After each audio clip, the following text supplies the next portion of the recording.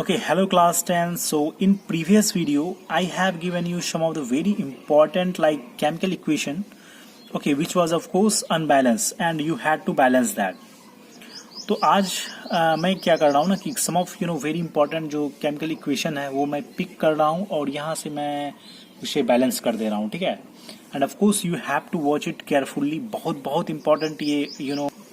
तो स्टार्ट करते हैं. देखो फर्स्ट हमारे पास है ammonia react with chlorine two gives nitrogen and ammonium chlorides. तो देखो इसे कैसे बैलेंस करेंगे. तो मैंने आपको बताया था कि फर्स्ट रूल क्या होता है कि हमें सबसे पहले इसमें कोफिशिएंट से मल्टीप्लाई करते हैं हर एक टर्म्स के साथ, ठीक है ना. तो फर्स्टली क्या करेंगे, हम कोफिशिएंट लेते हैं, एक मल्टीप्लाई कर देते हैं. जैसे कि मैंने ले लिया A NH3 plus BCl2 and CN2 plus DNH4Cl ले लिया मैंने, ठीक है. अब क्या करेंगे, on the basis of element, जितने भी हमारे एलिमेंट हैं उस बेस पे हम क्या करते हैं, एक टेबल बना लेते हैं उतने ही कॉलम का. एक नाइट्रोजन है, हाइड्रोजन है एंड क्लोरीन है, और तो कुछ नहीं है. यहाँ पे मैंने नाइट्रोजन लिखा, ये हाइड्रोजन एंड ये मैंने टेबल बना लिया. अब जो कोफिशिएंट हमारे, जैसे नाइट्रोजन ले लो, हमारे पास जो कोफिशिएंट है विच इज, देखो रिएक्टेंट साइड में नाइट्रोजन के 1 मॉलिक्यूल्स हैं, 1 इंटू ए क्या होगा, ए ही हो रहेगा. अब यहाँ पे नाइट्रोजन है नहीं तो प्रोडक्ट साइड जाओ, देखो नाइट्रोजन यहाँ भी है और एक यहाँ भी है एन. तो यहाँ पे देखो 2 मॉलिक्यूल्स हमारे नाइट्रोजन का ना, तो 2 इंटू सी कितना होगा, इक्वल्स टू बीच में देके 2C हो जाएगा.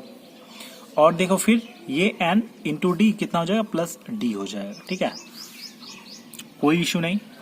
अब बात करेंगे हाइड्रोजन है हमारे पास, तो यानी 4 इंटू डी क्या होगा, इक्वल टू 4D रहेगा.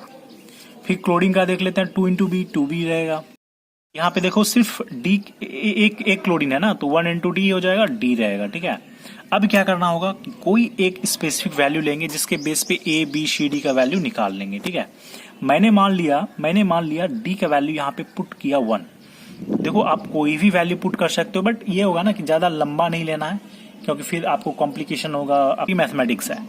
D का वैल्यू अगर मैंने 1 लिया तो बताओ A का वैल्यू क्या आएगा, यहाँ से 3A इक्वल टू 4 इंटू 1 हो जाएगा, तो A का वैल्यू क्या रहेगा, 4/3, राइट. तो हमारे पास A का वैल्यू आ गया. एंड अगेन हमारे पास D का भी वैल्यू आ गया ना, तो D का वैल्यू हमारे पास यहाँ पे है D इक्वल टू 1 माना था मैंने, तो यहाँ से B का वैल्यू निकाल सकते हैं ना, 2B इक्वल टू 1 हो जाएगा, तो फिर B का वैल्यू क्या आएगा, 1/2. तो वी सी दैट हमारे पास A है, B है, D है, बस C नहीं है. तो C का वैल्यू हम इस इक्वेशन से निकाल लेते हैं. हमारे पास A का वैल्यू कितना है, 4/3 इक्वल टू 2 और C तो निकालने हैं, फिर प्लस D का वैल्यू कितना है विच इज 1. तो देखो 2C का वैल्यू निकालना होगा, तो 4/3 तो है हमारे पास, इस 1 को इस साइड भेज दो. मैं लिख सकता हूँ ना 2C इक्वल्स टू क्या होगा, यानी 4 माइनस 3/3 इक्वल टू 1/3. तो देखो अब क्या करेंगे, ABCD हमारा सारा का वैल्यू निकल गया. अब सिंपली क्या करते हैं, इस इक्वेशन जो हमारे पास है उसमें पुट कर देते हैं. जैसे हमारे पास इक्वेशन है ANH3 plus BCl2 and CN2 plus DNH4Cl, ठीक है. अब बताओ A का वैल्यू कितना है हमारे पास, A का वैल्यू है, मैंने निकाल के रखा है 4/3 NH3 प्लस B का वैल्यू कितना है, 1/2 क्लोरीन. अब प्रोडक्ट आओ तो N का C का वैल्यू कितना है हमारे पास, 1/6 एंड 2, और D का वैल्यू कितना है, 1 माना था, तो यहाँ पे सिर्फ 1 ही होगा विच इज NH4Cl, ठीक रहेगा, अमोनियम क्लोराइड ही रहेगा, ठीक है. अब क्या करेंगे बताओ. अब सिंपली देखो कोई भी केमिकल इक्वेशन हम फ्रैक्शन में उसे नहीं रखते, ठीक है, उसके कोएफिशिएंट को फ्रैक्शन में नहीं रखते हैं. तो क्या करेंगे, हम इसे सिंपली जो भी इसका एलसीएम आता है उसे एलसीएम से मल्टीप्लाई कर देंगे. तो जो भी इक्वेशन आएगा वो क्या होगा, एक बैलेंस केमिकल इक्वेशन होगा. तो मैंने यहाँ पे 3 2 6 का एलसीएम ले लिया, 3 1 और 3 2 ये 2 1 1, तो 6 आया ना. तो 6 से क्या करेंगे, सारे में मल्टीप्लाई कर देंगे, यानी हम करते हैं ना मल्टीप्लाई विथ 6. तो कर दिया 4/3 into 6 NH3 plus 1/2 into 6 and Cl2, फिर 1/6 इंटू 6 एंड 2 और प्लस में है हमारे पास 6NH4Cl, है ना। 6 से सारी जगह मल्टीप्लाई कर दिया। अब देखो ये 2 टाइम्स में, ये 3 टाइम्स में, और ये कट गया और बाकी इधर तो कुछ है नहीं। तो 4 2 ज़ा 8 NH3 plus 3Cl2 and no, ये रिएक्टेंट साइड था, ये प्रोडक्ट साइड देखो N2 ही सिर्फ रहेगा और प्लस 6NH4Cl। तो ये हमारा क्या हुआ, एक बैलेंस केमिकल इक्वेशन आ गया, ठीक है। तो देखो यहाँ पे अगर मैं प्रूफ कर दूं, यहाँ पे देखो 8 मॉलिक्यूल्स नाइट्रोजन का है, तो देखो प्रोडक्ट साइड हमारी यहाँ पे 2 एंड प्लस 6 8 मॉलिक्यूल्स हो गए। उसी तरह से देखो हाइड्रोजन हमारे पास कितना है, रिएक्टेंट साइड 8 3 ज़ा 24, ओके, मॉलिक्यूल्स हमारे हाइड्रोजन है। तो प्रोडक्ट साइड देखो 6 4 ज़ा 24 टाइम्स, 6 4 ज़ा 24 हाइड्रोजन है हमारे पास। उसी तरह से देखो क्लोरीन हमारे पास प्रोडक्ट साइड 6 क्लोरीन है, तो देखो यहाँ पे भी रिएक्टेंट साइड 3 2 ज़ा 6 क्लोरीन है हमारे पास, है ना। तो ये हो गया एक, इस तरह से हम बैलेंस कर सकते हैं कोई भी केमिकल इक्वेशन को। ओके, चलो मैंने फोटोसिंथेसिस लिया जो कि एक अनबैलेंस केमिकल इक्वेशन है ना। पेड़ पौधे ग्लूकोज का फॉर्म करते हैं when carbon dioxide and water react in presence of sunlight, it gives glucose, ठीक है ना। तो इस केमिकल इक्वेशन को चलो क्या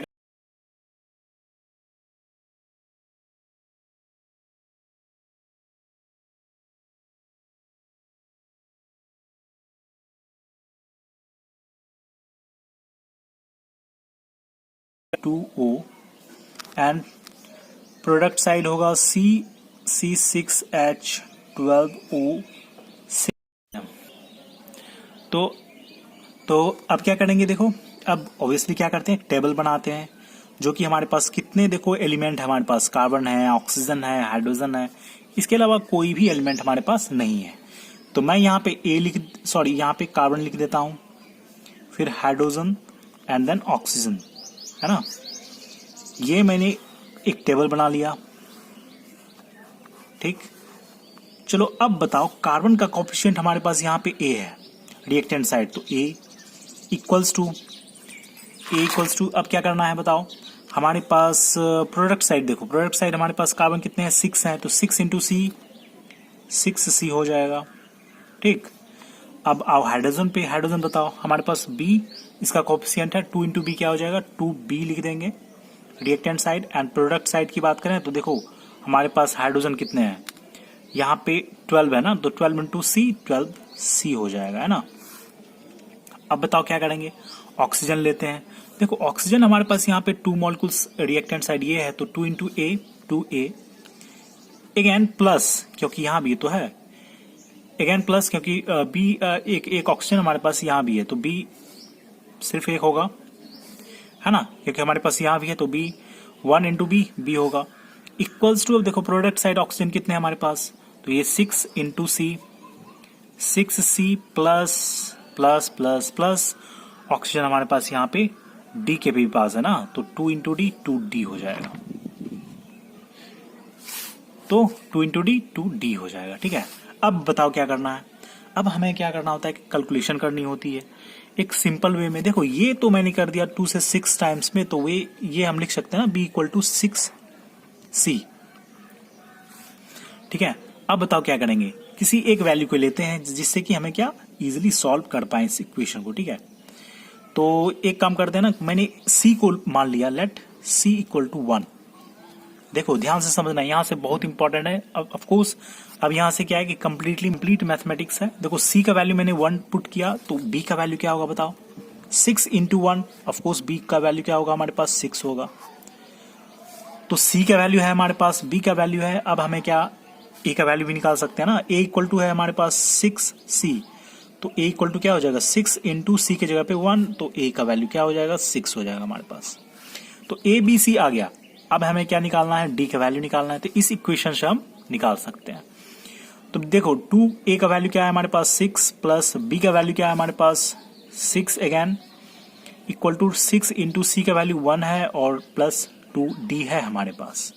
6 2 12 plus 6 18 equal to 6 plus 2D, यहाँ से 2D का वैल्यू निकाल लेते हैं, तो हो जाएगा हमारे पास 18 माइनस 6, तो 2D इक्वल्स टू कितना होगा 12, एंड D का वैल्यू कितना होगा 12/2 विच इज 6। तो ये हमारा वैल्यू आ गया, ए बी सी डी सारे का वैल्यू निकल गया। अब हमें क्या करना होता है, इस वैल्यू को पुट कर देना होता है ना। हमारे पास इक्वेशन क्या है, ACO2 plus BH2O C6H12O6 plus DO2। अब बताओ ए की जगह पे क्या पुट करना है, 6 CO2, बी की जगह पे क्या पुट करना है 6 H2O, और सी की जगह पे क्या पुट करना है 1, तो C6H12O6 ही रहेगा, और डी की जगह पे क्या पुट करना है 6O2। देखो ये हो गया आपके बैलेंस केमिकल रिएक्शन, ठीक है।